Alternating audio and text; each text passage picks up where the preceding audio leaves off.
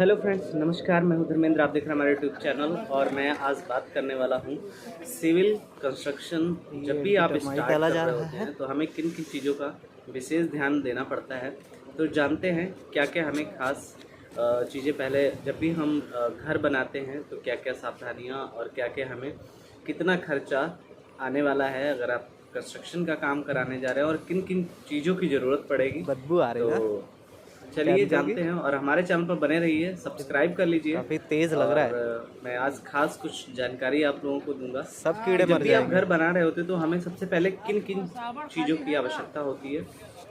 For example हम ले लेते हैं, जैसे कि हमें पहले तो काम स्टार्ट करने से पहले हमें उसकी खुदाई करानी है, जिस प्लॉट का हम काम कराने जा रहे हैं। उसके बाद हमें स्टेप टू स्टेप आगे उसका प्रोसेस करना है। हमें जो भी फुटिंग्स वगैरह आ रही हैं, बीम आ रही हैं, उनकी पूरी तरह से सफाई कर लेनी है। और हमें अगर कोई भी कंस्ट्रक्शन काम स्टार्ट कर रहे हैं तो उससे पहले हमें अपना ड्राइंग बनवा लेना चाहिए आर्किटेक्ट से, ताकि हमें थोड़ा बनाने में आसान रहेगा और हमारी चीज़ें, कन्फ्यूजन जो भी होगा वो सारी चीज़ें, डाउट हो जो भी होते हैं उनको क्लियर कर लेते हैं, ताकि हमारा जो कंस्ट्रक्शन का वर्क है उसके बाद उसको फिर से तोड़वाना या खुदवाना या उसको चेंज करना थोड़ा ये इधर कुछ कॉलम पड़े लेबर मिस्त्री की कॉस्ट भी ज़्यादा हो जाती है और उसका खर्चा भी ज़्यादा आता है।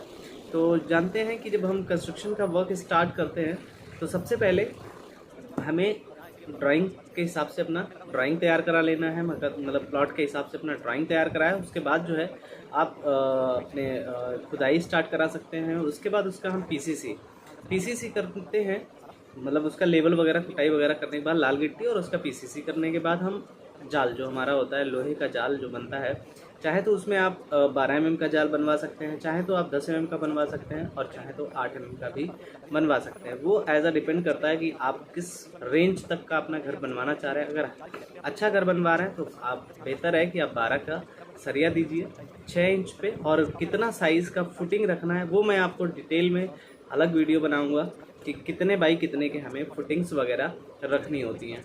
तो वो हमारा स्टेप अलग है, वो मैं एक दिन दूसरे वीडियो में आपको समझाऊंगा, बताऊंगा, जिससे कि आप लोगों को पता चल जाएगा। वो हम लोगों का वीडियो देख लीजिएगा आप, तो आपको जानकारी मिल जाएगी उससे। तो यहाँ पर जब भी हम घर बना रहे होते हैं तो हमें सबसे पहले हमने जो स्टेप्स बताए हैं उनको फॉलो करना है। हमें सरिया डिपेंड करता है कि आप कौन सा डलवाना चाह रहे हैं।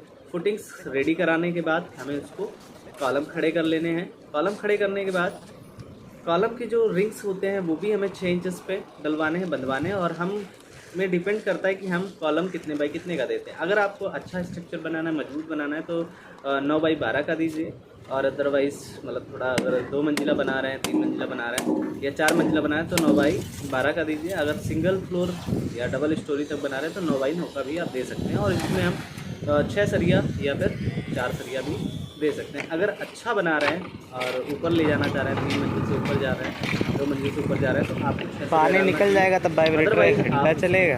12 के इसमें पहले और अगर 16 के डाल रहे हैं तो 4 इसके साथ में ही वाइब्रेटर चलाओ। फर्स्ट फ्लोर तक ही रखना चाहते हैं साथ में ही चलाओ वाइब्रेटर, नहीं पानी तो सब निकल जाएगा। 4 सरिया 12 के भी डाल सकते हैं। और रिंग्स जो रहते हैं वो 6 इंच के हमें डलवाना ग्रेड बचेगा। तो ये सब चीज़ों को बहुत ध्यान देना है। उसके बाद हमें स्टेप आ जाता है हमारा प्लिंथ बीम का। प्लिंथ बीम तक हम उसकी कास्टिंग कर लेते हैं कॉलम की। उसके बाद जो है हमें लेवल का ध्यान रखना है। कॉलम कस कर लिया, उसके बाद मैंने इसका पूरा जाल बंधवा लिया। और जाल बंधवाने के बाद हम इसकी सेटरिंग वगैरह करने के बाद उसकी कास्टिंग करेंगे।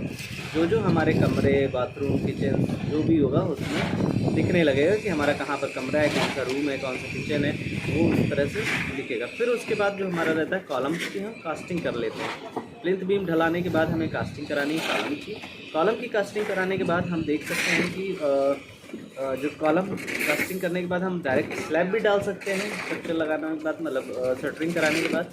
अदरवाइज़ हम ब्रिक वर्क पहले कर लेते हैं। अगर ग्राउंड फ्लोर है तो ब्रिक वर्क ज़्यादा बेहतर रहता है, कि आप लोग कर सकते हैं। तो ये थी जानकारी कुछ इम्पॉर्टेंट स्लैब। उसके बाद हम शटरिंग लगवा के, जब हमारा ब्रिक वर्क कंप्लीट हो जाता है तो हम शटरिंग कराने के बाद, शटरिंग करने के बाद हम कास्टिंग कर लेते हैं। स्लैब की कास्ट हो जाती है। उसके बाद हमें अगर ऊपर बनाना होता है उसका प्रोसेस स्टार्ट हो जाता है। फिर इसके बाद जो स्टेप्स आते हैं वो इलेक्ट्रिकल, प्लम्बिंग, बाकी